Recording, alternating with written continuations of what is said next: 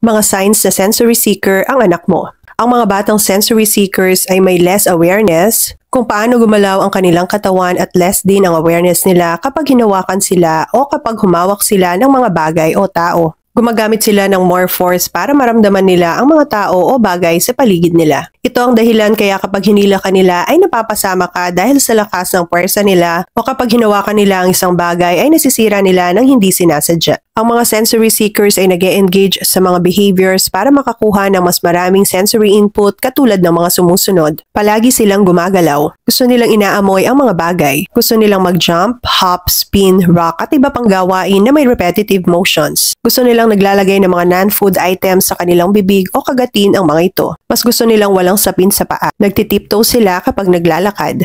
Gusto nila ng tight hugs, binabalot sila sa blanket o isiksik ang sarili nila sa unan. Gusto nila ng rough place. Gusto nila ng maingay o gumagawa sila ng ingay. Mataas ang kanilang pain tolerance. Hirap silang umupo ng matagal. Madali silang madistract at hirap silang mag-focus. O kaya ay nababangga sila sa pader, bagay o tao.